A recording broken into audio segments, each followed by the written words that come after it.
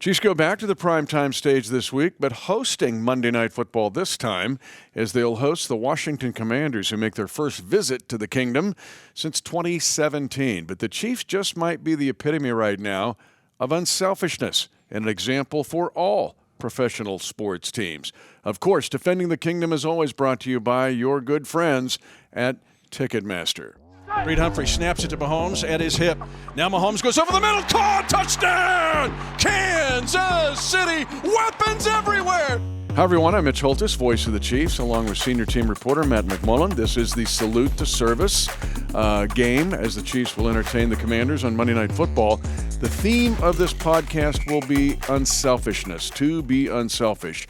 And I can't think of any better example of women or men being unselfish than those who serve us in all of the branches. And it's why we like to highlight it every year. We were one of the leaders to get the NFL started in this. So many major military installations for the world are within an hour and a half of where we sit. But really, we can't start in selfishness without talking about our women and men in service. Yeah, the NFL is awesome because it gives us this incredible platform to lift up the things that are really important in the world and embracing and thanking and honoring our men and women in uniform who make all of this possible is so important. We do that every single day, but it's cool the NFL devotes an entire month to it. And in this case, Monday Night Football for us is our Salute to Service game. A very cool opportunity. You'll be seeing cool stories throughout the week about our incredible military. And you're right. I'm glad we started off with that because that's the most important thing with all of this. If we didn't have them, we couldn't do what we do. You know Chris McGowan. He was our host along with Shara at West Point. But Chris, this is the epitome of this. I'll just give you an example. His daughter was getting ready to start her senior year of high school. And then basically the night before she was going to start, he had to leave for another deployment, then to Afghanistan. And we sat on his front lawn and we prayed Psalm 91. But I thought, what an act of unselfishness of his service. He's going to miss his daughter's entire senior year, and to do it to serve all of us. I mean, it was an example that blew me away. Yeah, the sacrifices are just incredible. When we were at West Point a few weeks ago and seeing the 17 and 18-year-olds who are devoting their lives to service, I was thinking about how I wouldn't last about 10 seconds at West Point, watching what those individuals put themselves through. They do it to help people they've never met before, and that's really, really cool.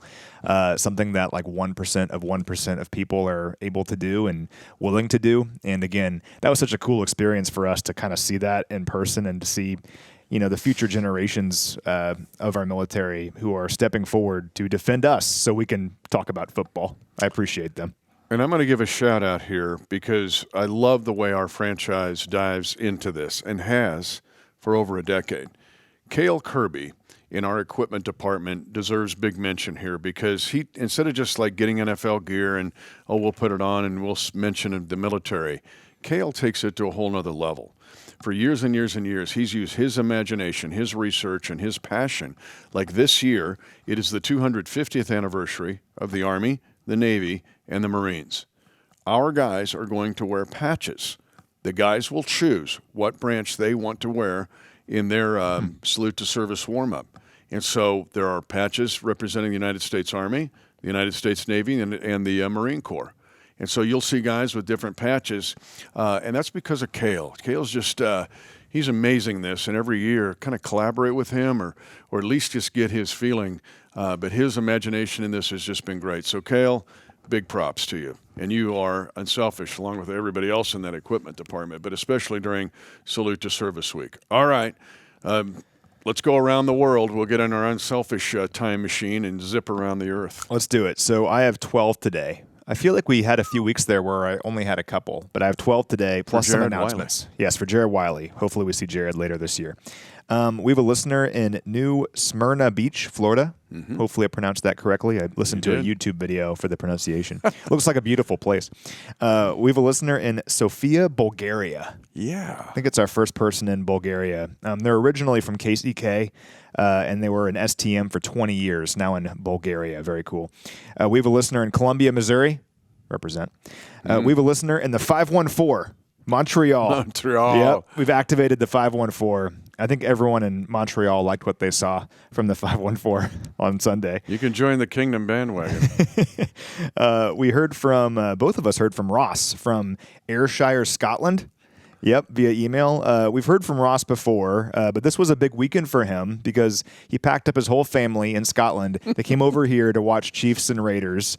So shout out to Ross, Allison, Rule, and Byron. I hope you had a great time. You picked the perfect game to come to. What an awesome day here in Kansas City.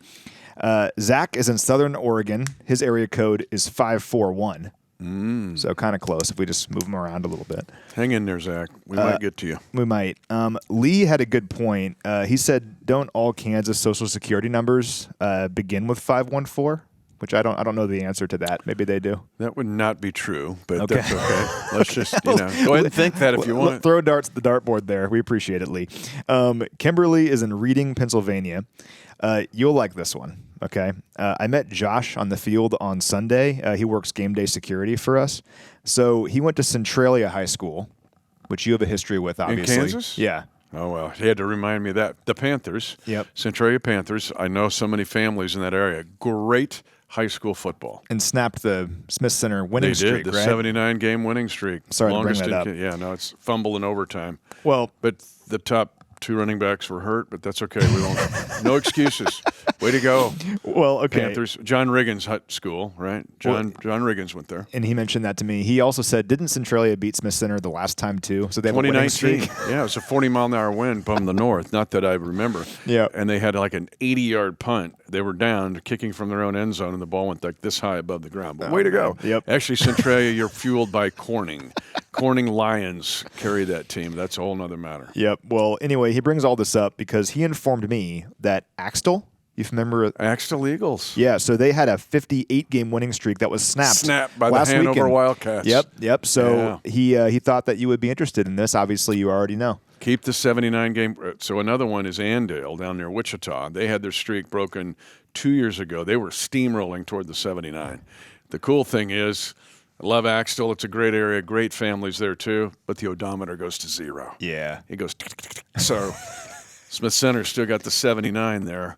And got to remind the Centralia folks, they got, I think, 4 state titles. Smith Center has 10. That's okay. You know, who's keeping track? So we can do this all day if you want. So are you guys like the undefeated Dolphins where you pop champagne whenever a school loses their winning streak? You can't smell it on my breath. Okay, I love it. Anyway, love Axtell. Just didn't want you to break it. 0. Yeah. Josh thought you'd like that. Yeah, thanks, Josh. We heard from John and Darby in Wichita. We've heard from them before, but they wanted to shout out their brother-in-law, Trevor, and their sister, Danielle. They're holding down the fort behind enemy lines in Indian Hills, Colorado. Trevor was also in the same high school class as Leo Chanel, so small world. We've a Grantsburg Pirate? I guess so, yeah. Yeah, how about that?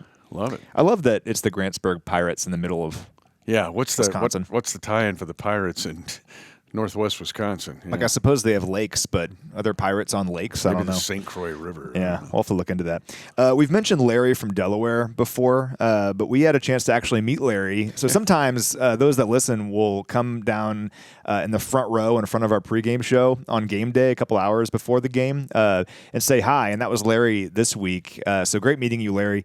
So we didn't know this about him. He was in the Pentagon on 9/11.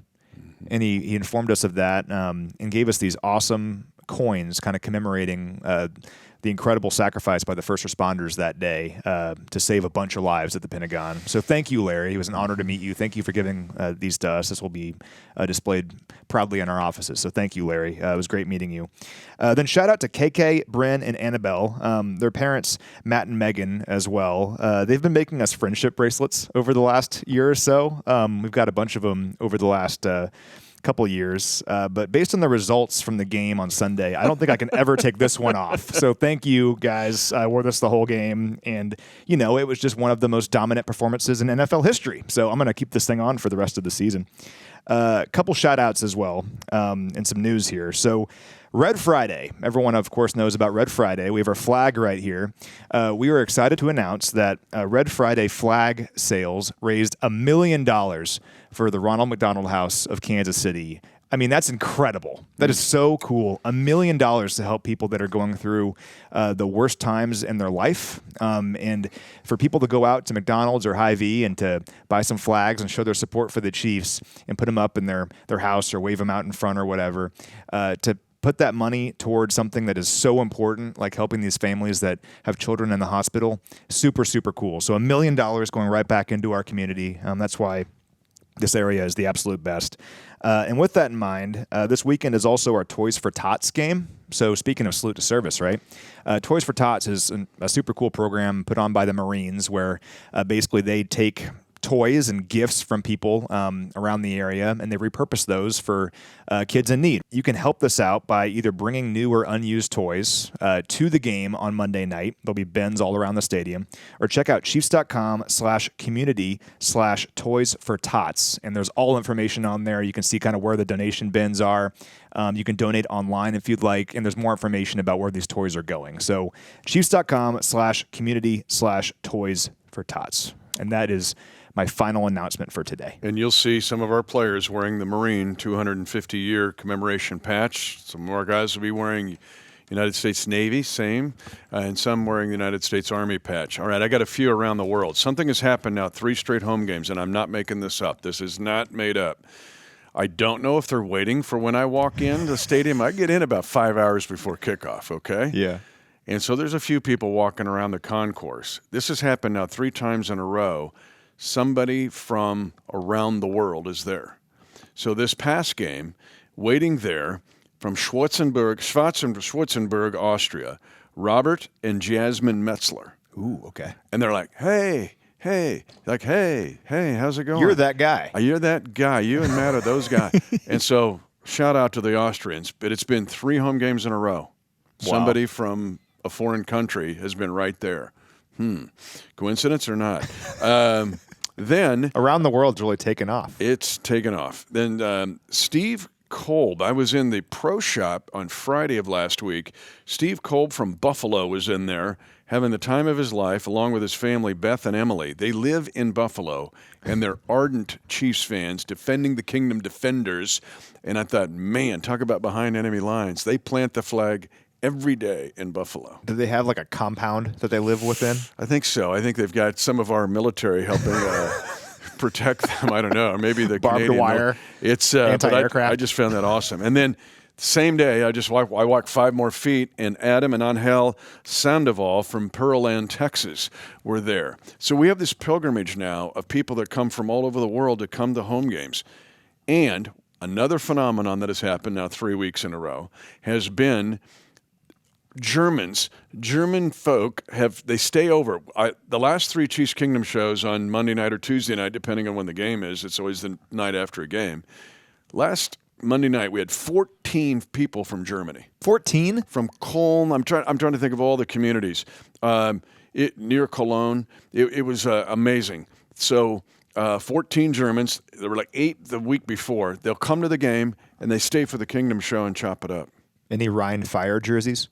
Well, some were from Dusseldorf. Yeah. And that's the home of the Rhine Fire. Didn't have any jerseys on, but there was this one guy that made bobbleheads for people. It was awesome. Okay. Yeah. Wow. How about that? Yeah, we're not even into football yet. No.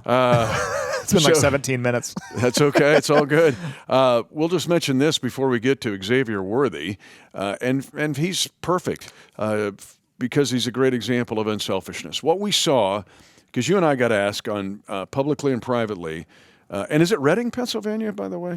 Probably. We got Shingle House. I said over Reading. It is, it's Reading, Pennsylvania. We have a resident Pennsylvanian in here for pronunciation. Yeah, he went to East Stroudsburg, but I could see him fidgeting and like he's, It's like Tony Reale on PTI. Like he called it Reading, Pennsylvania. It's Reading, you moron. Now I know. So anyway, Pennsylvanians, we got it right. Anyway, and there's a Reading, Kansas, too. Really? Oh, yeah. Spelled the same way? Spelled the same. Wow. Not Reading, Reading, Kansas. Part of the communities that make up the Northern Heights Wildcats. That's a whole other matter. All right. Unselfishness.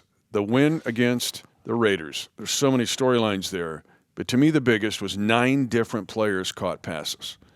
And the fact that people, hey, there's only one football to go around, right? How are you going to keep everybody happy?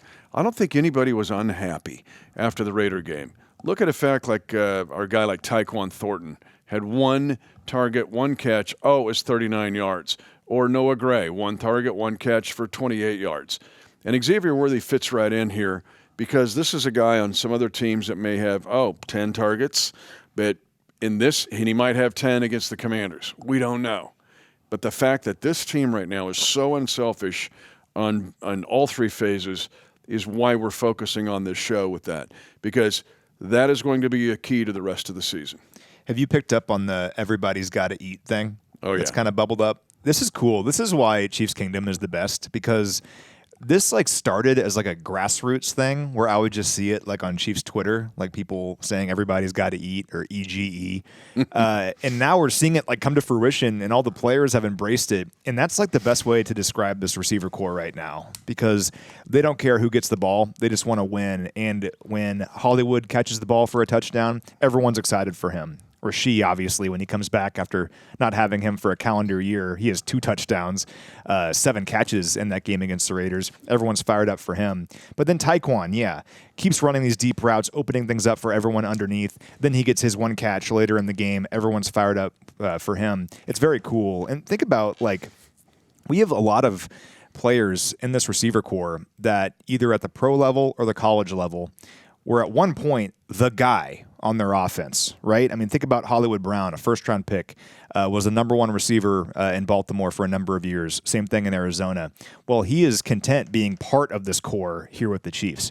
Xavier Worthy, number 1 receiver for the Texas Longhorns, first-round pick in the draft, a guy who is going to be a number 1 receiver in the NFL. He's content being part of this crew. Tyquan Thornton was a former second-round pick, had the fastest 40-yard dash time at the Combine. He's content being part of this group. I can go on and on. Juju Smith-Schuster was in the league at 20 years old as a number 1 wide receiver. All these guys want to be part of this group, right? And that's a really cool thing to see, and it's working because the Chiefs, since week 4, lead the NFL in yards per game with over 400. The Chiefs are the only team in the league to score at least 28 points in each of the last 4 weeks. Think about that. I mean, this offense is taking off right now, and it's because of the unselfishness in the wide receiver core and the tight end group as well. And what a season from Patrick Mahomes as the point guard of this whole thing. Can we just get the MVP campaign going? Because he currently, through week 7, leads the NFL in total offensive touchdowns, and he's only firing up from here. Yeah, but you don't hear him talked about. No, you don't. Everybody else. We'll talk about it, though. But it's really kind of poetic in this episode of Defending the Kingdom to bring in a guy like Xavier Worthy, who is a great example of an unselfish football team. Xavier Worthy with us on the podcast. This theme, X, is about being unselfish, right? And just the fact of how unselfish everybody has to be right now for this offense to just skyrocket. Right. What about being unselfish? I mean, shoot, we got so many guys that could go out there and make a play, and I feel like everybody feels like they want to do their part and contribute to the team, and I feel like that's where it comes in, and where one guy gets the hot hand and you let him go, and one day you have your day where you get hot, so you just got to stay patient. That's where the unselfish part comes in with this offense. After a year and a half of waiting, you finally got to play with Hollywood and Rasheed at the same time. How much fun was that? Well, I mean, we only played 3 quarters, so I mean, it kind of explained everything. So I mean, that's what we asked for. Like I said in the mic, when I was mic'd up, I was like, "This is what we asked for." So I mean, 31-0 third quarter. I mean, could have asked for nothing. But I want to ask you about the mic'd up. It was so awesome because it looked like you were having so much fun. Yeah. It was like you were 10 years old again, and we're playing pickup ball. How much fun was that? I mean, it's always fun. Like, you see us out there in practice. Like, we laugh, joke, make handshakes, dance around. So that's really what it kind of felt like. And then, like, having guys like Rasheed back, feel like having Rasheed back in the building, I mean, he's like our brother. Like Coach Reed said, we're super close. So just having him back out there was fun. So speaking of the mic'd up, you kind of talked about the Chief Wave. Is that what we're calling it now? Yeah, we're going to call it the Chief Wave. Yeah, so I've had multiple people in my life before the mic'd up asking, what is Xavier doing? Where is this coming from? How'd that start? The crazy part is I didn't even know what to do it for a celebration, and I got up and just did that. I'm like, okay, that looked kind of cool. I'm going to keep doing it. And everybody was like, what's that? I'm like, shoot, I don't know. I just did it. I think it's pretty cool. Yeah, Let's keep doing it. It's going to catch on, Yeah. as you know. I want to ask you, Xavier, though, because I talk about your toughness. I say he's Fresno tough. How much pride do you take into that? I said this guy's like super strong, pound for pound. What about people that maybe overlook that in making a tough catch, tough play, or you got a block? I mean, shoot, just this game that came about, like the Raiders game. I mean, I'm playing with a fully torn labrum and went up and high pointed the ball. So I mean, it just kind of shows that I'm willing to go out there and give my all for the team. So since you got back in week 4, the offense has scored at least 28 points every single week. How much fun is the group having collectively just going out there and playing the ball we kind of knew you guys could play? Right. I mean, it feels like training camp. We go out there. I mean, this past game we had Coach Nags kind of said that we had a 19-play drive, a 14-play drive, a 13-play drive, and it was a long drive drill. I mean, we're tired, but, I mean, we kind of did it in training camp. I mean, it felt like practice. So once you go out there and get the repetition that you get in practice and carry it over to the game, it starts to get fun for you. Final question. Monday Night Football Commanders. Now you got to back it up. You've learned in this league now to stack it up. How excited are you about the Monday night game against the Commanders? I mean, yeah, the Commanders they're a really good team. I mean, don't let the past games fool you. I mean, they're a really good group as a unit. They showed it last year. So just coming in with a mindset, just continue to keep getting better, continue to grow as a team. Xavier Worthy, it's just getting started, right? The wave. Get ready.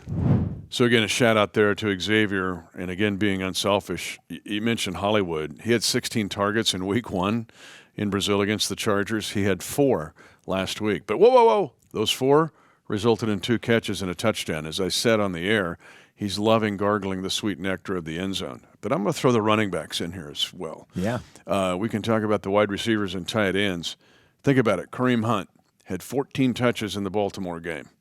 But what about last week when Isaiah Pacheco had 15 touches, but he also had a touchdown against the Raiders? So the point here is this team is full of unselfishness, and I'll even put it on the defense as well, being the same way. And the fact that if this rocket ship is going to continue to move up, and you and I anticipate it, it has to be you don't know whose week it's going to be. And so I would advise you, if you get frustrated on your fantasy team, don't take a Chief, okay? Because who knows whose week it's going to be. But for reality football and winning football, right now the Chiefs, I think, are the epitome. If you're an NBA team, you want to study us. If you're an NHL team or an MLB team, study us, because so many guys, so many gals, so many agents can get caught up in stats. You got to get targets and catches. I need to get endorsements. And that does not work in the hallways of this place. 8 different players for the Chiefs on Sunday had at least 14 receiving yards. That matched the most for any team in a single game this year. I mean, that kind of tells the story right there. This team is so hard to defend right now because finally, the offense that we've been talking about for like a year and a half, we saw it on Sunday, and it's pretty good. And to see it humming like that, I get it. The Raiders' defense has been struggling, but still, this offense is super, super exciting. I can't wait to see where it goes from here. And you're right. I think it stems from an unselfishness at its core because nobody really cares who's getting all the numbers as long as the team is winning. And it's fun to talk about these stats at the very end because it's not like 1 or 2 players is driving the whole thing. Like the guys have been saying, everybody's eating in this offense, and it's fun to watch. Defensively, it's there as well. Chamari Connor was my guest on the Chiefs Kingdom show before we had the Mahomes Gala. It was a long Monday night. But the fact that Chamari, something's very interesting about him. He's so willing to play special teams. He wants to do it. It's very rare to see a player who's second on tackles. He's really close to Nick Bolton, who's usually the leader. Nick right now is at 55. Chamari's at 47 tackles. But then that second or top 5 tackle leader usually isn't at the top of the special teams tackle charts. And Chamari was leading in special teams tackles until Cooper McDonald had an awesome game and went ahead of him by 1. That is also being unselfish, where you have first-team guys on defense, even offense, but first-team defensive players who are ready, willing, and able and want to play special teams. And, Matt, I'm telling you, in the National Football League, that is not always the case. Many guys will go, no, I'm gonna save myself for defense. You're not going to put me on teams. Or even a sublime way in body language don't want it. Not with the squad. That's really part of the magic of this team is it's in all 3 phases. Yeah, it really is. Can we talk about the defensive domination really quick? Sure. and how good it was on Sunday, because I had to have some Three numbers first here. downs. 3 first downs. 3 first downs. The Raiders had 3 first downs on Sunday. It was the fewest for any team in a game since 2008. The Falcons, ironically, held the Raiders to only 3 first downs in that game. You want to guess the quarterbacks in that game? Falcons and Raiders in 2008? No. Man, no clue. Oh, gosh. No. So for the Falcons, it was some rookie named Matt Ryan. Yeah, turned out to be a pretty good player. Never heard of him. The Raiders quarterback was Jamarcus Russell. Yep. Yeah. So that's the last time a team had 3 first downs Moral of the story? in a game. If they send video home with you in whatever form it is, make sure you watch the video. You should watch the video. Do your homework. A team has only had 3 or fewer first downs in a game 5 times since 2000. So that doesn't happen very often. As a result, the Raiders only ran 30 plays on Sunday. That was the second fewest plays in a single game in the Super Bowl era. The only team that ran fewer plays in the Super Bowl era in a game was the 1999 expansion Cleveland Browns in Week 1. So I'm not saying this to disparage the Raiders. I'm saying it because this was an incredible defensive performance by the Chiefs to stop a team that has some really capable players, guys like Ashton Genty in the backfield. Well, the Chiefs completely shut them down. And this defense, I thought it was so cool that a week after shutting down Detroit like they did to hold the number 1 scoring offense in the NFL to only 17 points, they didn't kind of start reading their own press clippings and say, hey, we're really good. They were fired up and ready for this game to the point where Las Vegas was truly never in it offensively. 3 first downs is crazy. So, again, I'm fired up about this defense. And now going into Week 8, it's now the number 3 scoring defense in the NFL. And we mentioned it. There was such a vibe of getting Rushy back to play last week, but that vibe was also felt in the defensive hallway. Shamari actually verified that on the Chiefs Kingdom show. The Chiefs were this close, being tied for first place in the AFC West. Give credit to the Denver Broncos of pulling that game out down 26-8 with a remarkable fourth quarter comeback. But our eye on the West is Ari Wolfe. Welcome, everyone, to Week 8 out west with Ari Wolfe. It is my pleasure today to talk to the voices of the Chiefs defending the kingdom. We've got Mitch Holthus, the voice of the Chiefs, Matt McMullen. Gentlemen, great win for the Chiefs. It was nice to have a stress-free Sunday. 31-0. Chiefs look great. It was awesome. It's great to beat a division rival. But let's get into the AFC West because that's what we do on this part of the podcast. We start at the top of the division. We will start with the Denver Broncos, who were held scoreless for 3 quarters. Scored 33 fourth quarter points. It was one of the more incredible fourth quarters I've ever seen. It had potential to be my game of the week, but if you had to watch the first 3 quarters, the fourth quarter didn't make up for how terrible the first 3 quarters were. Bo Nix, 2 touchdown passes, 2 rushing touchdowns, all in the fourth quarter. That's never happened before. It's the most points ever scored after being shut out for 3 quarters in the history of the National Football League. Down 18 points with 6 minutes left. Somehow Bo Nix and the Broncos get a win. They're 5-2. It was sort of gut-wrenching to watch. New York sort of fizzled us away, but I got to say that the Broncos are finding ways to win. They are going to be a tough out. Are they the cream of the crop in the AFC West? No, I think we know the Chiefs are that team. But what's your takeaway, guys, from the way the Broncos keep finding ways to win? Well, first of all, it was strange being able to watch these games because we were home by like 3:45 on Sunday. Not only did we have a noon game, it also lasted like 2 hours and 50 minutes. So Yeah. I was watching this game and the Chargers game, which we'll talk about in a minute, kind of simultaneously. And in my brain, the Giants had the Broncos taken care of. Like that game was over. And the Chargers-Colts one was the one that was still kind of up in the air. And then, yeah, somehow the Broncos find a way to score all these points in just 6 minutes. I do give credit to the Broncos for finding ways to win these games. This is 3 weeks in a row that they very easily could have lost, and they found a way to win. Considering how the Chiefs have won games over the years, I'm not going to disparage that. That's impressive. I do still have questions about the Broncos offense and having to do that in the fourth quarter. Like they put themselves in a position where they had to score a bunch of points in the fourth quarter. But they figured it out, and I'll give them credit. They found a way. The Jackson Dart interception was the key with all of that, and you take that out, maybe it's a different outcome. But I'll give them credit. They found a way. Ari, 1,608 teams in a row had leads of 18 or more in the fourth quarter and all won. That's 1608 and 0 until this game. So give the Broncos credit. Even Sean Payton said it after the game. They're 1-6 last year, and they were 1-6 last year in one possession games, including our blocked field goal game. But this year they're 4-2. But that is 6 of their 7 games are one possession games. Now what's the narrative here? Because last year for us it was, oh my gosh, you can't live that way. They're not blowing anybody out. What's going on? And for the Broncos, they're just a gritty, gutsy team. So it's just a matter of anything like business, politics, or sports. It's whatever narrative we want to present. But give them credit. They're doing a great job. But I think we kind of did the same thing last year. But that's another matter. All right, let's go to the Chargers, who are now tied with the Chiefs. But because the Chargers won in week 1, they are the number 2 team currently in the AFC West. They lose to the Colts 38-24. This Colts offense continues to just produce points every single week. I think you could make a compelling case right now that Shane Steichen is the leader for the coach of the year, that Daniel Jones is the leader for the comeback player of the year, and that Jonathan Taylor's in the conversation for offensive player of the year or potentially even MVP. So with all that said, the Chargers, more injuries. They have not had any luck when it comes to keeping their guys healthy. Herbert throws 2 more interception guys. That's a total of 6. That already doubles all the interceptions he threw a year ago. This is a team that's now lost 3 of 4 games. The shine has come off the Chargers.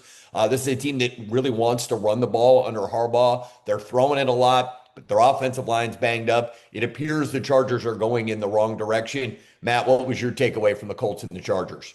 Yeah, well, a quick note on the Colts. It's crazy. At this point in the year, we're now seeing like either it's traditional rankings or like advanced metrics that have the Colts offense up there with like the 2018 Chiefs and the '07 Patriots and the 2013 Broncos. And I still can't wrap my head around it. But I mean, I respect what they did against the Chargers in this one because whenever the Chargers would answer, the Colts would just go right back down the field and score themselves. The Chargers could never get within arm's length in this game. And I think you're seeing the injuries catching up with the Chargers, particularly on their offensive line. I think Herbert's the most pressured quarterback in the NFL right now, according to Pro Football Focus pressure metrics. Very difficult to move the football if you're constantly under pressure. The real story here, though, for me is the Chargers defense. It's surprising to me because this was a defense that was top 5, top 3 scoring defense in the NFL last year. Started the season really well on defense too, but they've allowed 27 or more points in 3 straight games now. And again, kind of watching the game on Sunday, I'm thinking, well, if the Chargers defense can make some plays, get a 3 and out, get a stop, and then Herbert can get the ball back and try to score, the Chargers can make a game of it. But the Chargers couldn't get any stops defensively. And for me, kind of watching this Harbaugh iteration of the Chargers, that was surprising.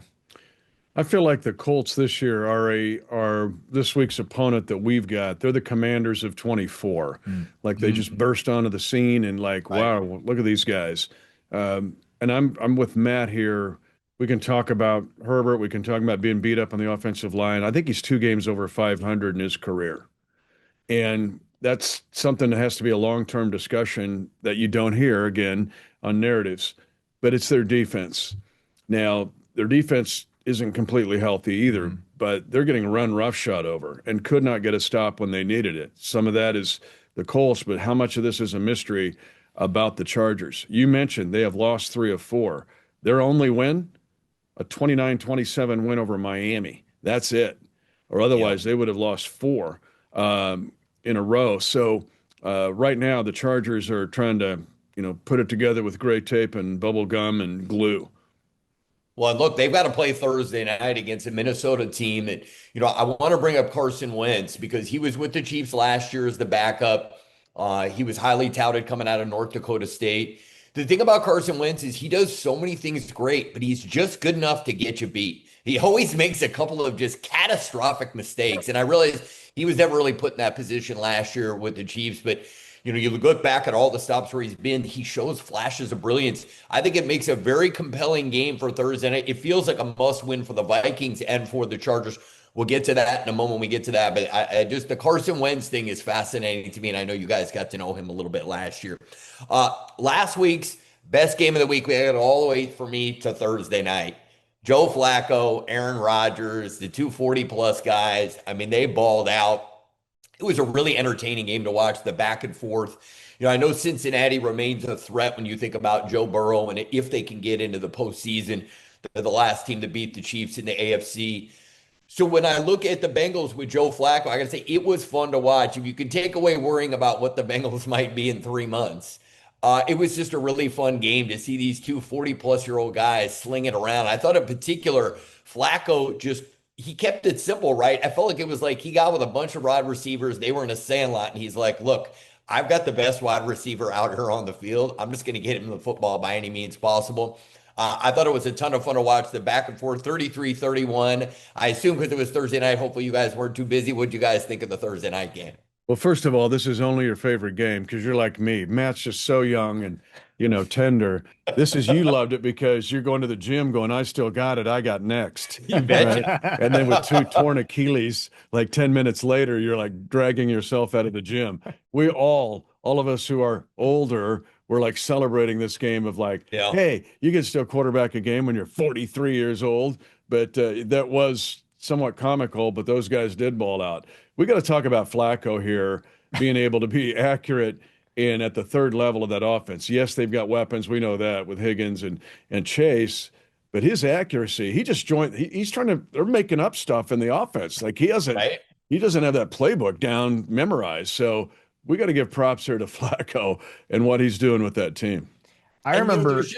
Is there something so likable about Flacco? He seems like just a regular guy. Like if you saw him at a bar, you'd sit down, you'd have a beer with him. Doesn't he come across as just like the most down-to-earth quarterback in the NFL? Well, he doesn't get enough credit for how he's been able to prolong his career because I remember in 2019 when he was on the Broncos, his career was basically over. It's like, all right, this guy's done. Like he's going to retire, and he had some good years with the Ravens, but he's done. I mean, that was 7-8 years ago, and he's now playing still at a high level, winning games in prime time. It's really impressive. The most impressive thing from that game, though, and it was a fun game to watch overall, was Aaron Rodgers somehow throwing it 70 yards in the air for that Hail Mary at the very end. Obviously, no one caught it, but still, I mean, that was incredible. I figured at the point they were on the field, like, he'll get it to maybe like the opposing 25 or something, maybe the 20. He got it there. And that was the most impressive thing I thought from the night. The other thing that's funny about it, right? In terms of throwing the Hail Mary, Aaron Rodgers is the best of all time, right? I think he's got a handful of ones that, have won games on Hail Marys or they've been, at the half. And I got to admit, I didn't think he could get it to the end zone on Thursday night. That throw just blew my mind. But what do you think of it, Mitch? Well, no, I mean, he expects that to work. Everybody else is watching it like there's a 0.003 probability this is going to work. And Aaron Rodgers is going, no, I've done it. I think I've got about 79% chance. I mean, so you can see it when he launched it. To me, though, one of the comical things about the whole scenario with Flacco is the fact that Cleveland is now getting it put in their face. I know they won this week, but the poor Browns fans are now, they have to deal with this of like, you've maybe salvaged the Bengals season. So there's not enough copay in the therapy for that Browns fan base. Oh, that Browns fan base has been tortured. All right, I kind of jumped the gun a little bit getting to this week's games. I got excited to talk about the Thursday night games, and I want to get your guys' take on it. You've got the Vikings, who are a bit of a wounded team, but that defense at times can really create a lot of problems against a Chargers team that's really banged up. Chargers haven't been able to protect, and Coach Flores, the defense coordinator for Minnesota, can make life really challenging on a quarterback. I mean, feel like they've got sometimes 7 or 8 guys up on the line of scrimmage. What are your guys' thoughts on the Thursday night game? I think Brian Flores might blitz 50 times in this game. That's my thought process on it, particularly with it being a Thursday nighter. I don't know. I just figure it's going to be tough on this Chargers offensive line with all of their injuries against that Minnesota pass rush. On the other side, though, you mentioned all the turnovers for Carson Wentz in Minnesota in recent weeks. They have at least 2 giveaways in each of their last 3 games. I think the Vikings have a really good shot in this game because of their pass rush and what they can do to the Chargers offense, but you can't turn the ball over, particularly on the road, and give Herbert a short field. So if the Vikings can protect the football, I think they have a great shot, but they haven't been able to do that in about a month now. So we'll see. Right. I like Carson Wentz. I like him, and it was good to have him here last year. He had no shot in that Week 18 game we had against the Broncos, but it's making the critical mistake. And let's go back to the gym and saying, I still got it. Hey, I got next. And they're all looking at you strange. I go over to the other gym, but you have to reinvent yourself. Yeah. All right, you and I being old now, we got to reinvent ourselves if we're going to be involved in those games. And that's where Carson Wentz has to realize this is not the Carson Wentz of the Eagles before he tore his ACL. This is me trying to figure out how to win a game. If that's throwing a check down, if that's checking to a run, trying to prolong a drive, that's better than throwing the game-ending pick. And I think that's where Wentz has got to be mentally going into this game. The Chargers, it's so hard to play a Thursday night game and do the quick turnaround in what they've got facing them, especially with the injuries that they've got. And I think Brian Flores deserves to be a head coach again. I'm sorry. Yeah. I just think he got kind of messed over, and somebody will be smart enough to hire him. But yeah, he's enough of a mastermind to wreck the Charger party. All right, the Raiders are off this week. They get a much-needed bye. The only other AFC West game, we've got the Dallas Cowboys and the Denver Broncos, which I think is a little sexier of a game than I might have thought a couple weeks ago. Dak Prescott's putting together an incredible season. He's got 16 touchdown passes, only 3 interceptions. Their offense has been exceptional. It looked great against Washington. You've got a Denver team coming off this incredible emotional comeback. This is a game I'm not really sure which way it goes. I think if Dallas can put up another 30-plus point performance, I'm not sure the Broncos can match it. What do you guys think of the Cowboys and the Broncos? Kind of interesting because it's best on best in a way where the Cowboys are averaging 32 points per game right now, but the Denver defense is legit, like a top 5 scoring defense. So I'm curious who can win that battle. But then on the other side, the Cowboys defense has struggled all year, and they have a bunch of injuries, obviously.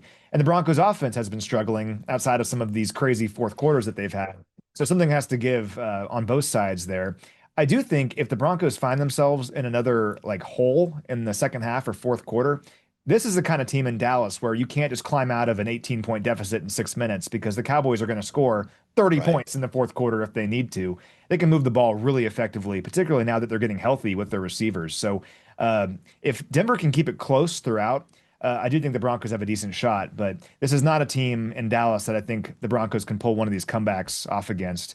And like we talked about, Mitch and I on the podcast, there's an opportunity here for the Chiefs to go into Monday Night Football with a chance to be tied with the Broncos for first place in the AFC West. So I'm hoping the Cowboys can pull this thing out. And if that's the case on Monday night, Ari, that map behind you will have like a burn hole in it that will be at Kansas City because the place will be going crazy if the Chiefs have a chance to be tied for first at the end of Monday night. To me, and talking about these matchups, sometimes you look at a team and you're going, well, they got to fix this or fix that. And there's some things you're looking at, you're going, they're just unfixable. And right now, the Lions defense kind of reminds me of that, although they had a nice performance on Monday Night Football. But the Cowboy defense, to me, is one of the smallest NFL defenses I've ever seen. That is not a group where you're looking at it like they're really physical. They've got to somehow rely on getting a steal of possession or get a takeaway. And against Denver, I'm not sure they can do that. And Denver is just so physical right now that I think that's the matchup that tips this in the Bronco favor. Okay.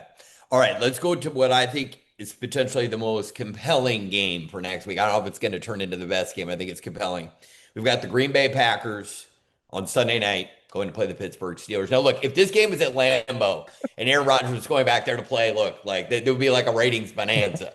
But it's still pretty cool to see Aaron Rodgers go up against the Packers. I'm sure there'll be a lot of emotions, and we all know they went to the Jets for a couple of years. But look, whenever Aaron Rodgers decides to call it a day and he retires, he'll always be remembered as a Green Bay Packer.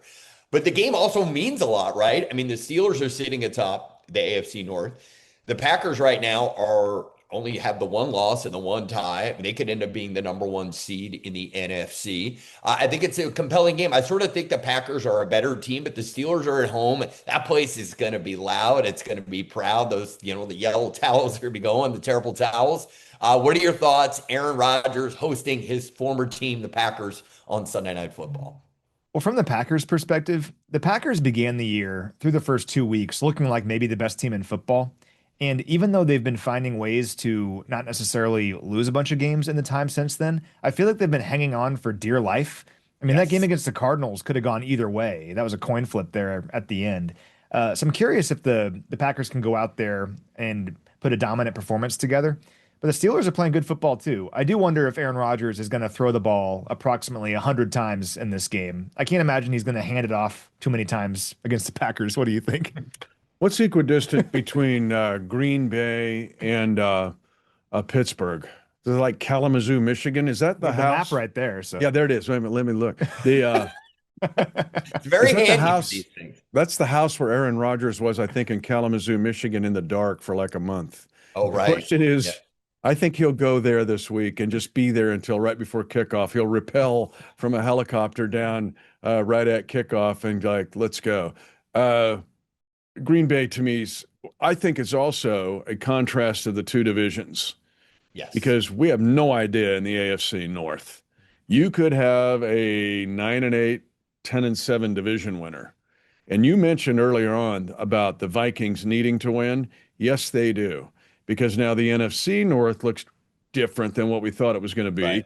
because you got competitive teams there. So to me, it's also a contrast of two guys that were once had, what currently does or once had Aaron Rodgers as their hopeful quarterback. But it's also two divisions that are clashing that are very different right now. Yeah. All right. So my final thought, and I'm so glad that Mitch is here because this has a little bit of a historical context to it, my final thought. And we're gonna do some blending of sports here. So last Friday, it's game 4 of the National League Championship Series. And Shohei Ohtani put on a performance that I think is hard to measure against any other sport. We've never seen anything like it. I think it's already universally understood that it was the greatest game played by a baseball player in the history of Major League Baseball. And for those of you who don't know some of the specifics, I'm going to give you just a few stats. He pitched 6 shutout innings.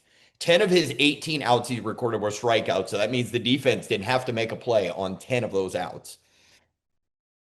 For hitting purposes, they had 5 runs. He hit 3 home runs. He scored 3 runs. He had 3 runs driven in. So that's 60% of all of it. In 4 plate appearances, he had a walk and 3 home runs. So I was trying to think of a way to equate what something on a football team, what somebody could do that would be the equivalent. So here's what I came up with. It would be Patrick Mahomes doing the following. He would throw for over 300 yards and 3 touchdowns and have a perfect quarterback rating. He would also play middle linebacker, have 10 tackles, a pick 6, a forced fumble, and a fumble recovery, and make 2 50-plus yard field goals. Okay. Is that a fair assessment of the ridiculousness of what we saw from Shohei last Friday? I mean, I think it's the greatest performance I may have seen in any sport. What's your guys' take on my final thought? So I think Shohei Ohtani is the greatest baseball player of all time, just because he can do a little bit of everything. He, to me, is the kid in Little League who's just way better than everyone else Right. and can pitch and hit for power. He can steal 50 bases. Like, it doesn't make any sense to me that a human being can do all these things at an elite level. I love baseball. So I remember when Shohei first came over, I was thinking how it was kind of ridiculous to think he could do this Travis Hunter thing where he's going to pitch and hit. Right. And I mean, to his credit, he is the best in baseball at both things. So Yeah. he's amazing. Looking forward to watching the World Series. The ALCS Game 7 last night was incredible. That 7th inning where there's few things better than George Springer coming to the plate and you have a moment that could go crazy and he comes through and the moment proceeds to be incredible. Like, it was awesome. So anyway, I'm with you on that. My parting thought is that we are wearing hoodies right now because it is 65 degrees outside. And finally, we have some fall weather in Kansas City. Mitch and I enjoyed a beautiful fall day on Sunday. It was not 88 degrees like it was the week prior. Yeah. And I think fall has arrived in Kansas City. And selfishly, I'm very happy about that. Yeah, so a bad sign if you're a Brewers fan is you've only had 1 run in 3 games, and you've been completely shut down by everybody the Dodgers throw out there. And then in game 4, to try to survive, you have Shohei Ohtani. Yeah. Like, that's a bad feeling to have. And the fact that Ohtani really hadn't done a whole lot at the plate and you're going, this isn't going to work in game 4. The only thing close to baseball, go back just a couple months ago, Nick Kurtz of the A's. Go back and look at his, he had 6 home runs. It was called the perfect offensive performance of all time. I think 8 at-bats. Go back and look it up. But Nick Kurtz of the A's had the perfect offensive night. Now, he didn't throw like 6 shutout innings. Right. Or that would, and so the Mahomes equivalent would be, I'll see what you had, but he would also have a pick 6, return a punt for a touchdown, and block a kick for a touchdown. Okay. Let's just put it that way. My final thought is kind of the theme, Ari, two themes of this podcast. One was this is salute to service. That's the hoodies we have. Yep. And some of the most important military installations in the world are within 90 minutes of us. And we've talked about that a lot. But also the unselfishness of this Chiefs team. When it's not an agent saying you got to get touches and yards and we need endorsements and we got to get something done here. If you're going to be that way and your agent's that way, stand down. Go find somewhere else to play. Yeah. 9 guys caught passes against the Raiders, and 2 of them just had one target, and that was for 39 and 28 yards. Kelsey had 3 catches. One of those was for 44. This rocket has left the pad, and nowhere is there any room for unselfishness. It's a great example for every NBA team, every MLB team, every NHL team. If you're selfish, leave it at the door, because that'll get in the way of winning. Now, let me tell you, I agree with that, but it also applies to every family, every organization, right? Selflessness always helps. You just can't make it about yourself. And it was just so wonderful. I have such a unique experience now watching the Chiefs games because I'm always thinking about you guys during the game, thinking, what's your stress level like? How's it going this week? So I'm glad you guys had a stress-free Sunday. I think Monday night, hopefully the Broncos go down on Sunday and it shapes up for a Monday night where the Chiefs can get back where they belong. Atop the AFC West, that's it for Out West with Ari Wolfe. Wait a minute, I got to go to the gym. I got next. Oh, you got next. Love you guys. I think I pulled a hamstring. So thanks to Ari, the AFC West looks very different than it did after the second week of the season. We were this close to being tied for first.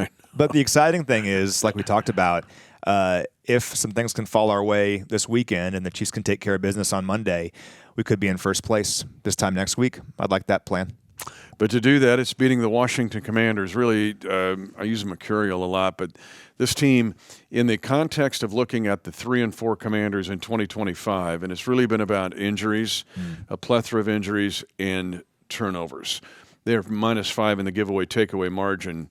They did not have their top 3 wide receivers against the Dallas Cowboys in their 44-22 loss.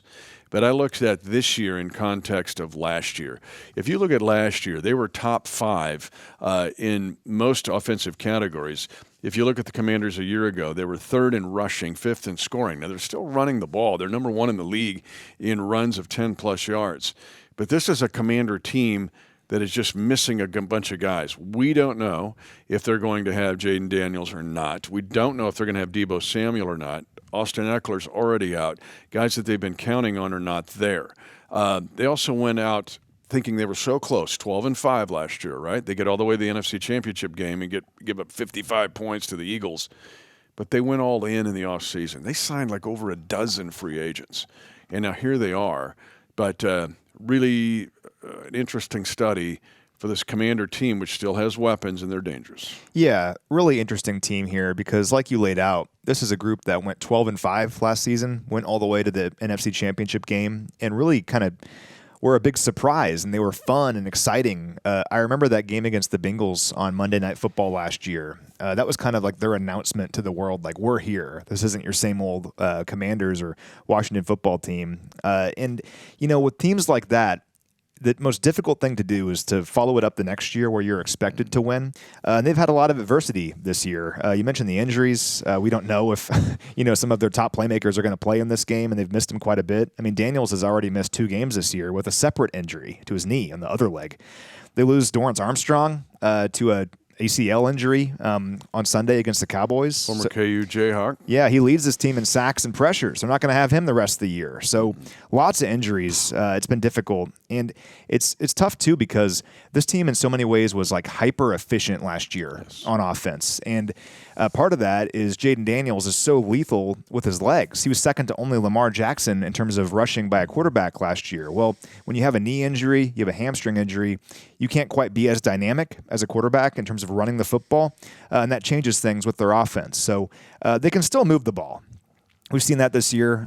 Watch that Chargers game from a few weeks ago. They scored 27 points unanswered on the Chargers. So they're still very dangerous, particularly if they get some weapons back here in this game. But their defense has struggled this year, and I think they're a team right now kind of going through one of those growing pains of, we know we're good. We were good last year, but you lose 2 games in a row. How do you respond to it? We're going to find out a lot about this iteration of the Commanders over the next few weeks. Yeah, and whether they have Deebo Samuel or not is a big deal, too.